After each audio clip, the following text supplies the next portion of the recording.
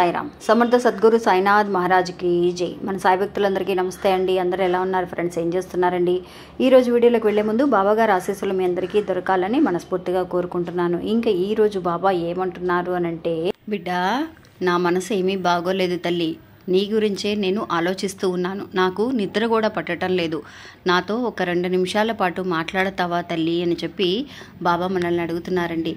నిజంగా ఇది అక్షరాల నిజమండి. బాబా మనం బాధపడుతూ ఉన్నా కూడా ఆయనకి తెలుస్తూ ఉంటుంది, ఆయన మనసు కూడా బాధపడుతుందండి. అందువల్ల ఆయన చాలా దిగులుగా ఉన్నారంట ఈరోజు. ఎందుకు అలా అంటున్నారు?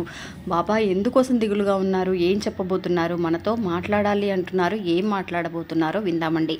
ఇంకా వీడియోలోకి వెళ్లే ముందు మన ఛానల్ని ఎవరైతే కనుక కొత్తగా చూస్తున్నారో వాళ్ళు ప్లీజ్ సబ్స్క్రైబ్ చేసుకోండి ఫ్రెండ్స్. మీకు వీడియో నచ్చింది అని అనుకుంటే కనుక ఒక చిన్న లైక్ చేసి సపోర్ట్ చేయండి. మనకి తెలిసిన పెద్ద ఆయన ఒక ఆయన ఉన్నారండి. ఈయన మన ఇండియాలో మాత్రమే కాకుండా యుఎస్లో ఉన్న వాళ్ళకి కూడా జోస్యం చెప్తూ ఉన్నారు. ఈయన చెప్పింది చెప్పినట్టుగా 100% జరుగుతుందండి. ఈయనకి మీరు కాల్ చేయాలి అని అనుకుంటే కనుక 9347293375 అనే నెంబర్కి కాల్ చేయండి. ఈ పెద్ద ఆయనండి వశీకరణ చేశారు అనంటే 100% జరుగుతుందండి. అంతేకాకుండా స్త్రీ పురుషుల మధ్య గుప్త సమస్యలకి ఎలాంటి ఒక కష్టాలు లేకుండా శాశ్వతంగా పరిష్కారం అనేది ఇస్తూ ఉన్నారు. మీరు ఒక్కసారి ఆయనకి కాల్ చేసి చూడండి. ఇంకా వీడియోలోకి వెళ్దామండి.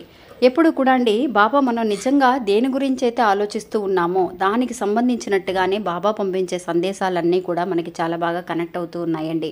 అంటే ఈరోజు చెప్పే మాటలు ఏంటి అనంటే, తల్లి, నా మనసు అనేది ఏమీ బాగోలేదు, నేను చాలా దిగులుగా ఉన్నాను, నీ గురించి ఆలోచిస్తున్నానని మనందరము అనుకుంటూ ఉంటామండి. ఇప్పుడు మన గురించి ఆలోచించే వాళ్ళు ఎవరూ లేరు బాబా, కనీసం నువ్వైనా సరే నాకు తోడుగా ఉన్నావని నేను అనుకుంటున్నాను, నువ్వైనా నా గురించి ఆలోచిస్తున్నావా లేదో నాకు తెలియటం లేదు అని చెప్పి మనందరము కూడా బాబా గురించి ఆలోచిస్తూ ఉంటే ఆయన అనే మాటలు ఏంటి అనంటే, తల్లి, నీ గురించే నేను ఆలోచిస్తున్నాను, నువ్వు అస్సలు దిగులు పడాల్సిన అవసరం లేదు, నా మనసే చాలా దిగులుగా ఉంది అని అంటున్నారండి. ఎందుకు అంటున్నారు అనేది కూడా ఈరోజు బాబా మాటలతో తెలుసుకుందాం. బిడ్డ, నేను ఈరోజు నీతో మాట్లాడడానికి వచ్చాను తల్లి. నా మనసు ఏమీ బాగోలేదు తల్లి, నేను చాలా దిగులుగా ఉన్నాను. నువ్వు ఎందుకోసం బాబా ఇలా ఉన్నావు అని చెప్పి నువ్వు నన్ను అడుగుతావేమో అని చెప్పి నేను ఎదురు చూస్తూ ఉన్నాను. ఒక్కసారి నేను ఎందుకు ఇలా ఉన్నాను అనేది కూడా నీతో చెబుతాను, వింటావా అని అడుగుతున్నారండి. మనం ఎలా అయితే కనుక బాబా మనల్ని అడగాలి, మన గురించి పట్టించుకోవాలని ఎదురు చూస్తూ ఉంటామో అలాగే బాబాని కూడా అండి, బాబా కూడా ఎదురు చూస్తూ ఉంటారనమాట. మనందరము బాబా భోంచేశారా లేదా, ఎందుకు బాబా దిగులుగా ఉన్నారు, ఈరోజు డల్గా ఉన్నట్టుగా అనిపిస్తుంది అని చెప్పి కూడా మనం బాబాతో మాట్లాడుతూ ఉంటే కూడా నిజంగా ఆయన కూడా సంతోషిస్తారండి. ఒకరోజు ఏమవుతుంది అనంటే అండి, బాబా భక్తుడు ఒక ఆయన ఎప్పుడు కూడా తన గురించి ఆలోచిస్తూ ఉంటాడు, తన గురించి తనకి ఏం జరగలేదని బాబాని నిందిస్తూ ఉండేవాడు అనమాట. ఒకరోజు బాబా కలలోకి వచ్చి, ఆ భక్తుడికి కలలోకి వచ్చి అడుగుతాడనమాట, నాయన, నేను ఎలా ఉన్నాను ఏంటి అని చెప్పి ఒక్కరోజన్నా సరే నువ్వు నన్ను అడిగావా? ఎప్పుడు కూడా నీ గురించి ఆలోచిస్తూ ఉన్నావు, నేనంటే ఇష్టం అని అంటున్నావు, నేనంటే నా మీద ప్రేమ అనేది ఎక్కువగా ఉందని అంటున్నావు, కానీ ఒక్కరోజైనా సరే నన్ను తిన్నావా లేదా అని అడగటం లేదు, నా గురించి నువ్వు పట్టించుకుంటున్నావా అనే నాకు అనుమానంగా ఉంది అని బాబా తను కలలో కనిపించి చెప్పిన మాటలకి ఆ భక్తుడికి చాలా ఆశ్చర్యం అని అనిపించిందండి.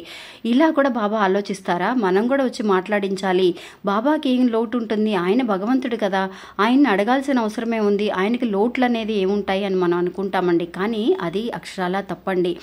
మనం భక్తులని మనం ఎలా అయితే భగవంతుడిని మనం ఎదురు చూస్తూ భగవంతుడి దగ్గరికి వెళ్ళి ఎప్పుడైతే కనుక భగవంతుడు మనకు తోడుగా ఉండాలి అని, తల్లి నేను నీకు తోడుగా ఉన్నాను, నీకు ఎలాంటి ఒక కష్టాన్ని రానివ్వను అని భగవంతుడు ఎలా అయితే అనాలని మనం ఎదురు చూస్తూ ఉంటామో ఆ భగవంతుడు కూడా అండి, మనం వెళ్ళి ఎప్పుడు కూడా బాబా మిమ్మల్ని అనవసరంగా ఎప్పుడు చిన్న చిన్న విషయాలకు కూడా మిమ్మల్ని బాధపెడుతూ ఉన్నాము, ఏదో ఒకటి నిన్న ఈరోజు అనవసరంగా అనకూడని మాట అనేసి మిమ్మల్ని బాధ పెట్టానను ఆయన్ని కూడా మనం వెళ్ళి అడగాలని, బాబా ఏదైనా తప్పుగా మాట్లాడితే క్షమించండి అని అనటం కానీ, ఈరోజు ఈ భోజనం చేయండి బాబా మీకోసమే వండానని ప్రేమగా తీసుకువెళ్ళి పెట్టడం కానీ, ఇలాంటివి కూడా మనం చేయాలండి. ఎప్పుడు కూడా మన సమస్యలు మాత్రమే బాబాతో చెప్పడం మాత్రమే కాకుండా ఆయన గురించి కూడా ఆలోచిస్తూ, బాబాకి ఈరోజు ఇదంటే ఇష్టం, ఈ కూరని నేను తీసుకువెళ్ళి బాబాకి పెడతాను అని చెప్పి గుడిలో తీసుకువెళ్ళి ఏదైనా శనగలండి, మనకి చాలామంది కూడా చెప్తూ ఉంటారనమాట, ఏదైనా సమస్యలు కొంచెం మనసులో భారంగా ఉన్నప్పుడు శనగలు ఉంటాయి కదండి, ఆ శనగల్ని ఉడకపెట్టి గుడిలో పంచితే మంచిదంటండి. బాబా ఎప్పుడు కూడా చెప్తూ ఉంటారనమాట. అలాగా ఆ భక్తుడికి చేయమని చెప్తారనమాట. అప్పటికి ఆ భక్తుడికి చాలా ఆశ్చర్యం అనిపించి గుడి దగ్గరికి ఆయన ఇంటి దగ్గర ఉన్న గుడికి వెళ్ళి చెప్తారు, బాబా నాకు ఈరోజు కలలో కనిపించి ఇలా అన్నారయ్యా నన్ను, నిజంగా బాబా కూడా అలా ఎదురు చూస్తారా అని అంటే, అదేంటి నాయన అలా అంటున్నావు, ఆయన కూడా ఒక మనిషే కదా, ఆయనకు కూడా ప్రేమాభిమానాలు ఎక్కువగా ఉంటాయి మన భక్తుల మీద, అందువల్ల మన సమస్యలు చెప్పడం మాత్రమే కాకుండా మనం కూడా వెళ్ళి ఆయనతో మాట్లాడాలి. ఎందుకు బాబా ఇలా దిగులుగా ఉన్నారు, ఏమైంది బాబా నాకు చెప్పండి బాబా అని చెప్పేసి ఆయన్ని ప్రేమగా పలకరిస్తే చాలు అని చెప్పి ఆలోచించే శక్తి అనేది మనకు ఉంటే సరిపోతుంది అని చెప్పి, అన్ని రోజులు కూడా ఎప్పుడు మనకే సపోర్ట్ చేయాలి, మన గురించి మన కష్టాలు ఎప్పుడు ఉండేవేనండి, తీర్చేది కూడా ఆయనే, కానీ ఆయన కూడా మన దగ్గర నుంచి ఎదురు చూస్తారు. అప్పుడే ఆయన మనసు కూడా ఏంటా మన భక్తులు మన గురించి అర్థం చేసుకోవడం లేదు, ఎన్నోసార్లు నిందిస్తూ ఉంటాం. అలాంటి సమయంలో ఒక్కసారి ఆయన దగ్గరికి వెళ్ళి, బాబా ఇన్ని రోజులు నేను ఇబ్బంది పడుతూ ఉన్నాను, ఈ రోజు ఒక్కరోజైనా సరే ఆయనతో కూర్చొని మాట్లాడడం కానీ, బాబా ఇది తీసుకొచ్చాను మీకోసం తినండి అని ప్రేమగా పెట్టడం కానీ, ఇలాంటి విషయాలు మనం ఎంతమంది చేసి ఉంటాము అనేది కూడా మనం ఆలోచించాలండి. నిజంగా చాలామంది చెప్పొచ్చు, అక్క నేను రోజు కూడా కాఫీ టీ తాగినా కూడా నేను బాబాకి పెడుతూ ఉంటాను, టిఫిన్ చేసిన పెడుతూ ఉంటాను. అవి మాత్రమే కాకుండా అండి, మన కోరికల్ని సమస్యల్ని చెప్పడం మాత్రమే కాకుండా బాబా ఎలాంటి పరిస్థితుల్లో ఉన్నారు, ఎంతోమంది భక్తులు ఉన్నారు, ఆయన ఒకసారి మనకు చేయడం లేట్ అయినా కూడా బాబా పర్వాలేదు బాబా మీకు తెలుసు, మీకు అర్థమవుతుంది, మీకు సమయం వచ్చినప్పుడే నా గురించి కూడా ఆలోచించండి, మీరు చేస్తారన్న నమ్మకంతో నేను ఉన్నాను అని చెప్పి ఆయనకి సపోర్ట్నివ్వండి. మనకి ఎవరైతే కనుక సపోర్ట్ చేస్తారో, తల్లి నీ తప్పు ఏమి లేదు, నువ్వు అంతా కూడా కరెక్ట్గానే ఆలోచిస్తున్నావని ఒకళ్ళు మనకైతే ఎలా అయితే సపోర్ట్ చేస్తున్నారో, అలాగే మనం కూడా బాబాకి సపోర్ట్ చేసి ఒక భక్తుడిగా మనం మిగలగలిగితే అండి, అంతకంటే బాబా మన దగ్గర నుంచి ఎదురు చూసేది ఏమీ లేదండి. నా భక్తుడు నన్ను అర్థం చేసుకున్నాడు అని చెప్పి నిజంగా పరీక్ష పెడుతూ ఉంటారనమాట బాబా మనకి. ఇలాంటి ఒక మనసు అనేది మనకు వస్తే కనుక, ఆలోచన అనేది అలాంటి ఆలోచన వస్తే చాలండి, నిజంగా మన కోరిక తీరినట్టేనమాట. అందువల్ల ఇలా ఇప్పుడు బాబా మనతో మాట్లాడేది చెప్తున్నారు అని అంటే, నిజంగా రేపటి నుంచి అందరూ కూడా ఇప్పటికిప్పుడే అండి, ఈ రాత్రికే మన బాబాతో మాట్లాడు, ఆయన దిగులంతా కూడా పోగొట్టి, బాబా మీరు బాధపడకండి, నా కోరిక తీరలేదని ఏదన్నా అన్నా కూడా నన్ను క్షమించండి అని అడగండి. అప్పుడే ఆయన మనసు అనేది సరి అవుతుందండి. మన గురించి ఆలోచిస్తూ ఉంటారు, మన కన్న తల్లిదండ్రులు అండి ఎప్పుడు కూడా దిగులుగా ఉంటూ ఉంటారు.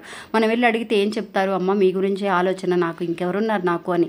అలాగే బాబా కూడా అండి, వాళ్ళకి చెప్పండి, బాబా మీరు ధైర్యపడకండి, మీరు నిజంగా మాకు చేస్తారని నమ్మకం ఉంది, మీకు ఎంతమంది భక్తులు ఉన్నా కూడా నన్ను కూడా గుర్తుపెట్టుకోండి బాబా, మీరు ఎప్పటికైనా సరే నాకు తోడుగా ఉంటారని నేను నమ్ముతున్నాను, ఆ నమ్మకాన్ని నేను పోగొట్టుకున్నాను, ఒక ధైర్యాన్ని ఇవ్వండి. నిజంగా అలా అని చూడండి ఫ్రెండ్స్, ఒక్కసారి ఏదైనా తప్పు చేస్తే క్షమించండి అని అడగండి ఆయన పాదాల మీద పడి. నిజంగా ఎప్పుడు కూడా మనం ఆయన అడగడమే కానీ, ఎప్పుడు కూడా చేసిన తప్పుకి క్షమించండి అని అడిగిన వాళ్ళు ఎంతమంది ఉంటాం. ఒకరోజు పొద్దున్నే ఉదయాన్నే లేవగానే పడుకునే వరకు కూడా మనకి ఎన్నో రకాల సమస్యలు ఉంటూ ఉంటాయి. అవన్నీ కూడా మనం చెబుతూ ఉంటాం, బాబానే ఎన్నోసార్లు అంటూ ఉంటాం, అయ్యో బాబా చూస్తున్నారా లేదా నాకు తెలియదు, మీరు నన్ను క్షమించండి అని చెప్పి అడగడం అనేది ఎప్పుడు చేస్తామో నిజంగా అప్పుడు మనం కోరికలు మన కర్మఫలాలు తగ్గినట్టేనండి. ఒక్కసారి మీరు ఇలా ఆలోచించి చూడండి, ఆ మరు నిమిషమే బాబా దిగులంతా కూడా పోతుందండి. ఇంకా ఇది ఫ్రెండ్స్ ఈరోజు మన వీడియో. ఈ వీడియో కూడా మీ అందరికీ ఎంతో నమ్మకాన్ని ధైర్యాన్ని ఇస్తుందని అనుకుంటున్నాను. నచ్చితే కనుక ఒక చిన్న లైక్ చేసి సపోర్ట్ చేయండి, మీ ఫ్రెండ్స్ అందరూ కూడా షేర్ చేయండి. మళ్ళీ మంచి గోల్డ్ మళ్ళీ కలుస్తాను. అంతవరకు సెలవు, నమస్తే, ఓం సాయిరామ్.